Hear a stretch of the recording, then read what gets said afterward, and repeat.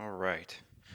Let's get this out of the way first. The thoughts, views, and opinions expressed on Tailboard Talks Firefighter podcast are solely those of the speakers, guests, and host, and do not in any way represent the thoughts or views or opinions of any other employer, partnership, or sponsor.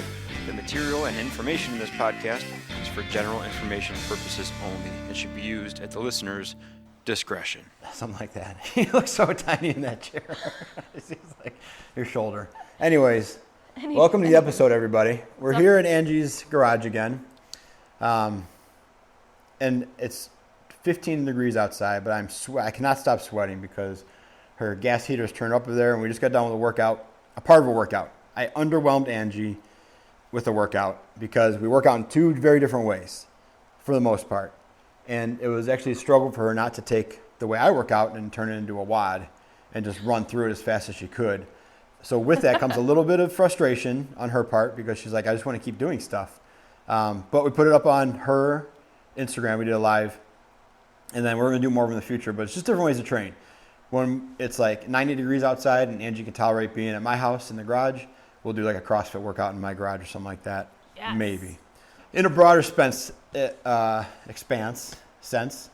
Yeah. It's backfiring on me. I told you we would do a workout and that would get our brains going. Now I can't talk. That's okay. Don't worry. I got nicotine. You sure do. Bad Do you want to tell people about it? Okay, so we'll tell them about what? How I said I would do it and then I chickened out again? Yeah. Because you're a bad influence. Yeah. We were talking about, I don't know, nicotine, I guess. Caffeine and stuff. And I was talking about how I got offered Zyn after a fire, and I was like, "Huh, are you crazy?" But then I'm like, "Well, maybe." Yeah. And then he's like, "Well, can you run somewhere really quick?" No, I said you have time to. If we have time, which I did. I'm a big fan. I'm a big fan of nicotine pouches. Yeah, but why don't you tell everybody what you're giving up to go back to the nicotine pouches? Probably drinking. Right. But here's the thing.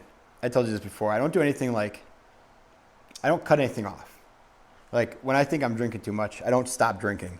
I like slowly ease into drinking too much, and then I'm like, I'm drinking too much. And then over the course of like a month, I'll drink less and less, and then I won't drink for like a couple weeks, maybe a month. And I'll be like, yo-yo your alcohol usage? Yeah, but not to the depths of the yo-yo are never like destructive.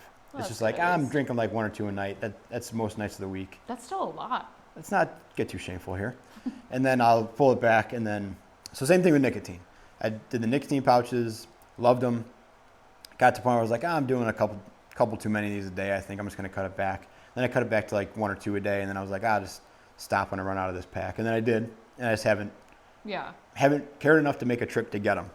And then you were like, I've been thinking about doing nicotine. I was like, I have been thinking I have all the information for you. Yeah. Because I like it, because I used to chew big time. I mean, 20 years ago, when I was playing hockey, chewing was like, still is like the thing to do. Yeah. And then I did it into the fire department, and then I was like, this is gross, so I got rid of that. But there's very little to replace that feeling or that ritual besides just more chewing. Yeah. And so then there was this thing called Black Buffalo, which is another company. They make loose leaf, not tobacco, chew.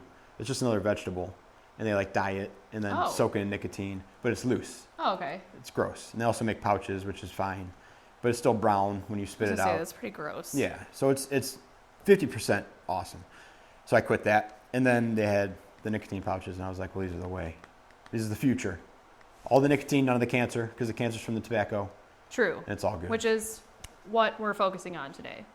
The cancer. Is cancer stuff. That was a good way to tie it in. Yeah, it was a good way to tie in, because we're going to be talking about exposures on and off duty. So, it's hard to avoid, everything causes cancer, right? That's a huge... You can't completely avoid it, but there are controllables. And I think that's important because there are both controllables on shift and off shift. In the business, we call those modifiable risk factors. If you were in the medical field. Modifiable risk factors. If you're in the medical field, I would say that's what they would categorize those as. However, I do have to interrupt that for a second, because I do have to say, even though I was underimpressed with the workout, my whoop just told me an activity was detected. There was some activity. So there has to be something, but I digress. Let's go back to the cancer. Okay. All right, sorry. Unbelievable. I know. All right. So let's talk about on-duty exposures. Okay. So the most frustrating one right off the bat. Yeah, and the thing too is it is frustrating because we can't control a lot of those. However, I think you and I both had a conversation that we saw, other departments maybe be posting pictures of them in clear atmospheres that they should be masked up. Yeah. That's the most annoying one. That's what I'm talking about. Yeah, and that's it's totally the most frustrating annoying. one. It's completely frustrating. Yeah. It's stupid. It's avoidable. A modifiable risk factor, right? Yeah. The air's free. We have so many people showing up to these fires now that there's an endless supply of bottles. And if you don't have any more air, by that time, what we're talking about is not like fire attack stuff. Right. The pictures we're looking at and the times where we get to nitpick people on wearing their masks is like overhaul stuff. Yeah. Or even right before it when it's like, well, the rig's back there. I don't want to get a bottle. I'll just pull my hood up over my mouth and breathe through my hood. Or like, I'm just going to choke on it for a little bit because... And what's in your hood? Yeah. And that's the kind of thing I'm talking about. And quite honestly, well, let's be honest. We're here to like do the fun stuff. Yeah. So if I'm called in for overhaul, I'm doing as much overhaul as much as I can, as fast as I can to rip through that bottle so I can go through 2 of them and then not get called back up for more overhaul. Mm-hmm. I'm not going to be doing overhaul and go on my low air and then disconnect so I can do more overhaul and clean up somebody else's mess. That's just my selfish mentality, and I get it. But yeah, if I got to the point a long time ago where if we had a fire and then I would go back afterwards and blow my nose and like dark boogers came out, I was like, well, that was stupid. Because I got those not during a fire attack. Right. So at that point, what are you getting them for? Here, the thing that frustrates me the most is, I mean, we had a fire, and the fire had actually snuffed it. I know. Jeez. Well, I can't even say it because the fire had snuffed itself out. So it was not an active fire, right? Yeah. And, I think, and I don't know what the mentality is. If it's like, well, I can still see in here, so it's not like doing anything to me. I don't understand the mentality. Maybe people just aren't thinking like latent, like cancer is latent. Like it's not, you're not going to be exposed to it right now and then get it tomorrow. So everyone has this mentality like it's never going to happen to me or whatever the case is, maybe. So they wanted us to come in and kind of look, at and this was my bad. I should have had my mask. I should have put my mask on even though it was clear in the house. Yeah. And I was in there for 2 to 3 minutes. There was like soot, a good like 1/4 inch of soot all over their floors, vents, everything from an HVAC. And I went back to the station. I blew my nose, and I had more soot in my nose than some of the fires active fires that I've been on that I know I should have been wearing my mask. And the worst part is the most frustrating part is these new guys coming in, and then as a new person still, I mean under a 10-year firefighter, when I first came in, I did not know much. I was not informed, educated, or anything about any of this stuff. I knew that going into fires and breathing in smoke was carcinogenic. I didn't know all the other components of it. Yeah. And so when you're underneath people who you see going in somewhere without a mask, you automatically go, well, they know what they know what it is, so they know, it's okay that I come in there and stuff like that. So that was my mentality, of course, as a new person. And then obviously, too, you don't want to look a certain way to your department or the people that you work around because you're wearing your mask and they're not. Mm-hmm. So I think that's like a big thing. So it sucks when I know that like new people are coming in and they may not know the knowledge or be informed. And it's important for, I think, the leaders to be passing that down to them and being like, it's not worth it, because it's not worth it. And we were at the Water on the Fire conference down in Pensacola last year and got to talk to Lieutenant Mike Campo, who was a guy. What? No idea. This is the weakness. I always forget, like, you don't, like, zero you clue don't, who these people are. Yeah. Man, you got to start doing that. I know. Check that on your list. I know. But, I know. So he, big name, FDNY. Believe you. He talked with us at the pool for a long time, shared very personal photos and everything from his cancer. He was a big keynote Okay, good. I'm glad you brought speaker. back to that. Back to... I don't mean to ruin your moment here. No, he had neck cancer, and he showed us. And the big thing was our mask. There's another guy at a local department right now that's dealing with skin cancer from his mask. And I know that we decon them, but then it's like, how good is our decon on our masks? So there's I just feel like no good answer with some of the exposures, especially when you go and they're like, oh, well, you have to take off your mask this way and decon your gloves this way. But it's like, But we put on and off our mask consistently throughout a fire ground. It's not like we have it on all the way through and then we take it off the one time and then it's off for good. Yeah. So I mean, you're it's putting like, on your what's mask the every answer? morning to check your pack in some form or fashion, at least a seal, right? And it's not to the level of needing gross decon when you're doing that, but it's still a contact point. It's just a weird thing, man. Like, I definitely remember being a newer guy and being in these little fires, like a bathroom fan or a pile of clothes in the corner or something like that. And I had a lieutenant at the time who was just a maniac. Just a maniac. He would run in. He was like a ready, shoot, aim kind of guy. Mm-hmm. And I got into some situations with him. I was like, I really need to put my mask on right now. And he was starting to cough or like hacking a little bit. And I was like, couldn't see, like choking almost on the stuff. And I was like, God damn. So it's like the frog boiling water thing. Like you get in there, you're like, okay, it's not bad at the door. And then you go down the hallway or up to the second floor. You're like, it's a little worse up here. But how bad is bad enough to go on air? Especially when nobody else is, you know? But I can tell you that over the 15 or 16 years, and the times I've been like, hey, just put your mask on. Like, what are you doing? Or I've seen another officer working, and I'd be like, get your guy on air, because what are we doing up here? Yeah. I've never had anybody come back afterwards and be like, why'd you tell me to put my mask on?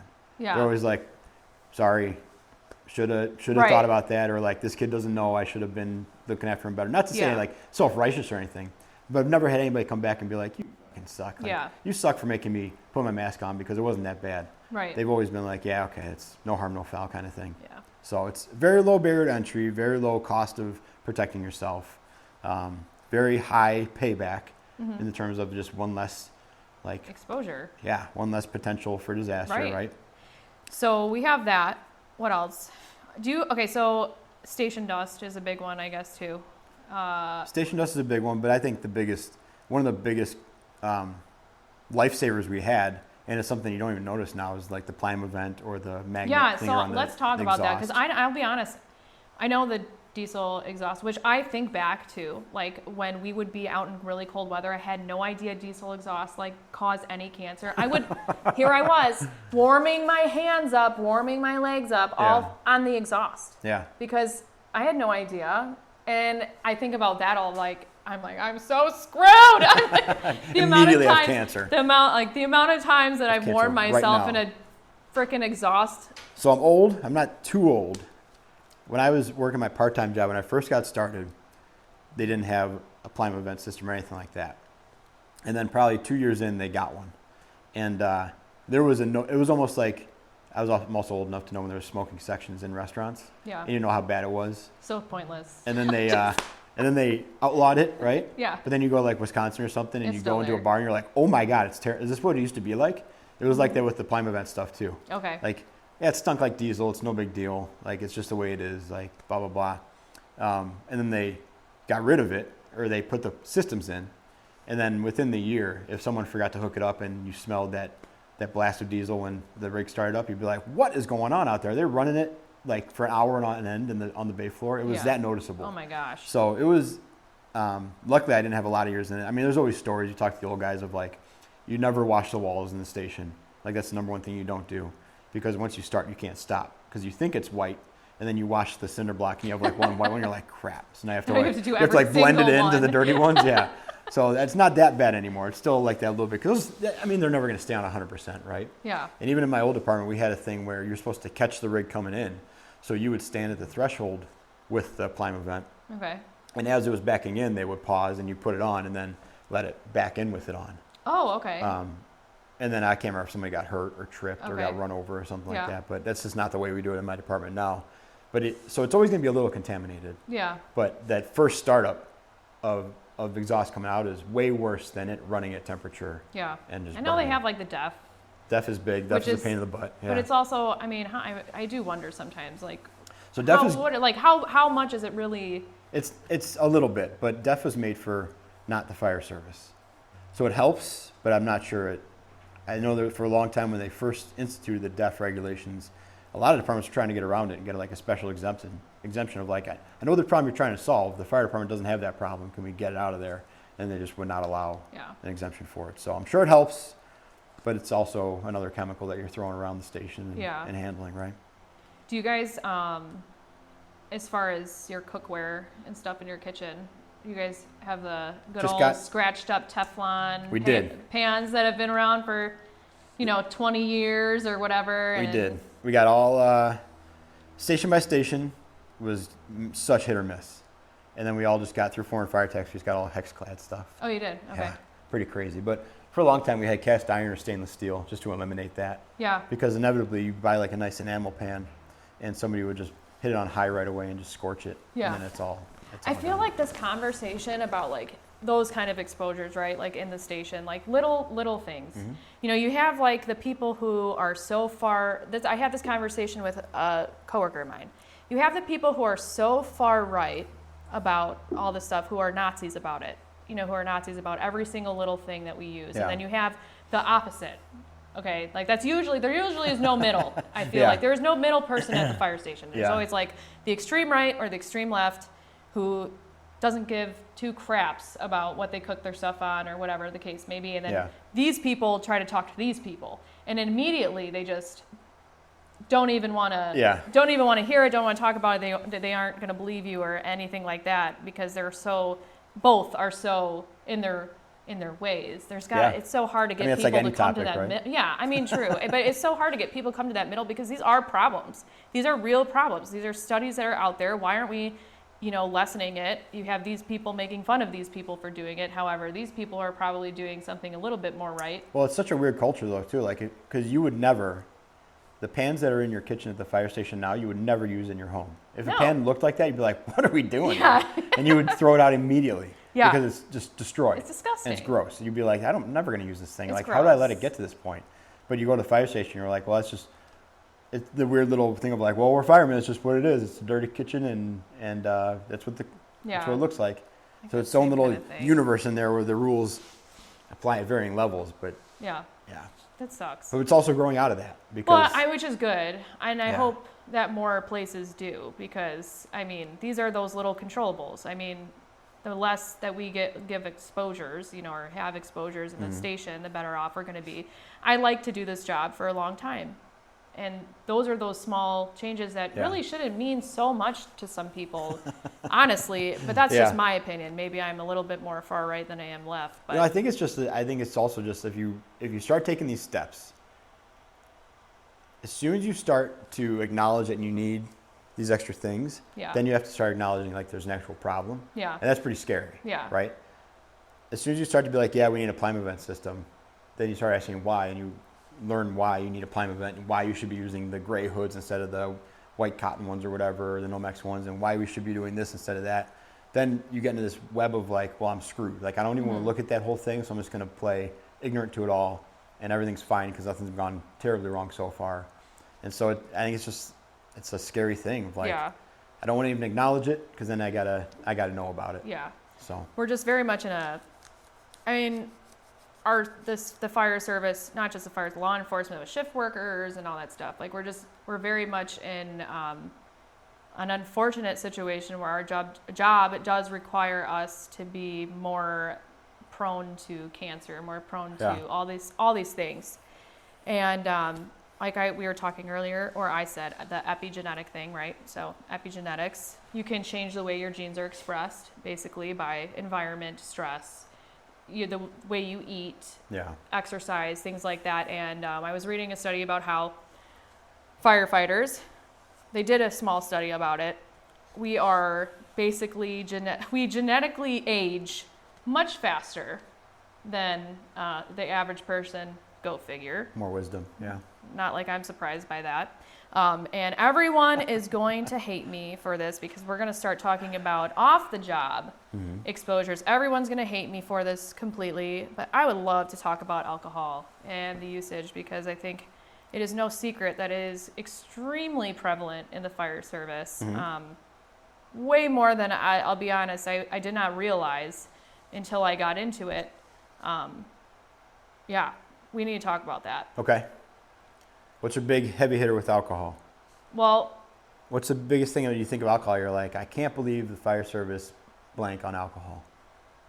It's known to cause 7 different kinds of cancers. It is well known about that. Finally, general surgeon comes out, says, we have to put something on it. But this has been well known for a very, very, very long time. And I'm not, yes, it does do something mentally, right, to people. It's not good for a mental state, but that's not what I'm talking about. Okay. I'm talking about what it does to your body. Okay. Oxidative stress, how it I know. Oh, What here does we it go. turn into? Here we go. Acetyl. Oh my gosh, acetyl. There's no way you're going to remember it. Shoot, There's man. 0% chance. Everyone, and please if you close out the tab, you're hold. never going to get it. I know. I'm like, gosh darn it. So Everyone alcohol, hold. when I came into why you looked that up. Yeah. When I came into the fire service, alcohol was a hugely social thing, right?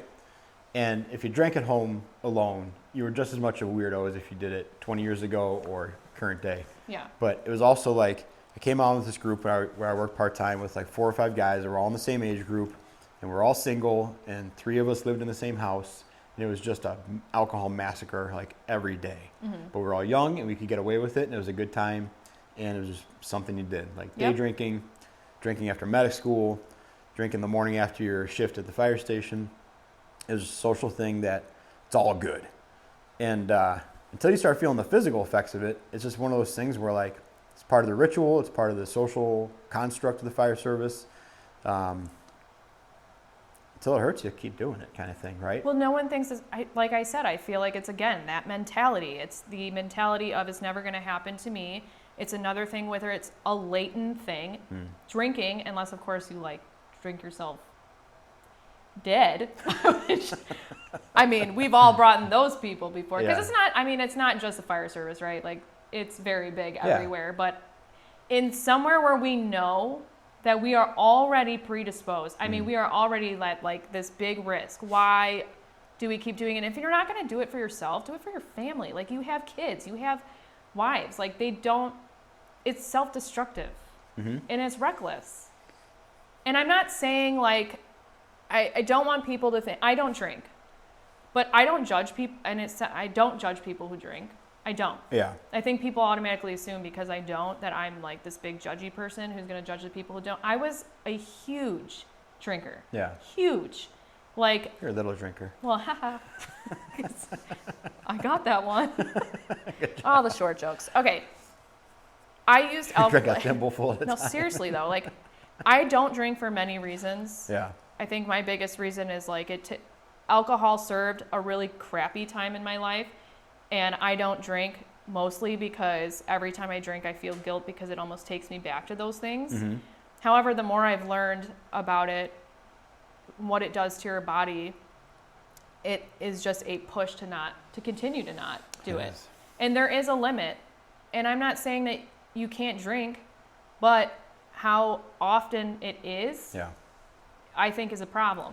My crutch with drinking, not my crutch, my crutch. What am I thinking? My issue with drinking is, I don't know when I started weighing the cost benefit of it. Yeah. But I was like, well, it's when I started drinking non-alcoholic beer. So a handful of years ago, I would get it, and Katie would be like, I just don't understand why you would get non-alcoholic beer. I'm like, well, because it still serves a ritual part of it. It still mostly tastes like the thing I would drink. I said, but I'm not drinking to like disassociate. I'm not drinking to get drunk or like pass out or anything like that. And at that point, I'm not going to drink enough to do that. Like, if I was going to do that, I'd be like, there's a purpose there. I'm going to go get ripped tonight to party or dissociate or whatever, right? There's a goal to drinking that night. Short of that, I'm only drinking 1 or 2, and I don't feel a buzz off it, and I'm not getting any like benefits of going all the way and having a great time and dancing on the table. So what's the cost and benefit of taking in the alcohol at all? At that point, I was like, well, there's not really any, because drinking just 1 whiskey or 3 beers isn't enough to like accomplish any goal. Right. If that sounds weird, right? No, it doesn't. I know exactly what you're saying. So it doesn't accomplish a goal. So at that point, why do it? So you either got to go big, or it's like, I just won't. Yeah. And so now I'm at a point, I'm kind of weaning down off it, like we talked about at the beginning, where it was like 1 a night, no big deal. But then I was like, well, why? If I didn't drink this 1 a night, would I really be any different? And it's like, well, no, because it's not giving me a buzz. It's not altering anything. It's not making me relax at all. It's just like a ritual or routine now at this point. Right. So if it's a damaging routine with no benefit and expected cost down the road, like, aside from the habit of it, I guess it's not that bad just to get rid of it. And then I'll flow back into it. Like, I'll go off it for like a month or so and be like, I'll just have a drink, or something will happen, we'll go to a party, and I'll start drinking again. But I think that might be a natural progression to people too. I don't know why people think that it makes them sleep better. I feel like makes you that fall is asleep better. Yeah, but Like your right sleep now. is terrible with Yeah. it. But I don't think people actually, not enough people, I think, pay attention to that or have things that show the data of that when you're asleep. They just think because they fell, Well, the disconnect is that you fall asleep quick, potentially, right? You fall asleep, you stay asleep for whatever the first cycle is. But in the morning, if you drank that much to make yourself fall asleep, you feel like crap. Yeah. Nobody's going to say, oh, I feel like crap because I didn't get good sleep pattern supplements, right? They're going to be like, no, because I hammered down a bottle of Jack yesterday. Exactly. That's why I feel like crap. So, if you didn't drink and you slept in that cycle, much like being at work, you'd feel like crap. But there's a clear villain to tie it back to, which is the alcohol. Yeah, for sure. It's a scapegoat. Yeah. Yeah. So my friend teaches cancer biology. And I talked to her a bit. And basically she said that chemical terms, ethanol breaks down metabolically to, I'm not going to butcher this. You will. Already did. Acetyl. Nope. Just stop. 3 strikes. Too much pressure, man. Tens of people watching this. Oh, gosh darn me. You said it the first time. I pretty quickly.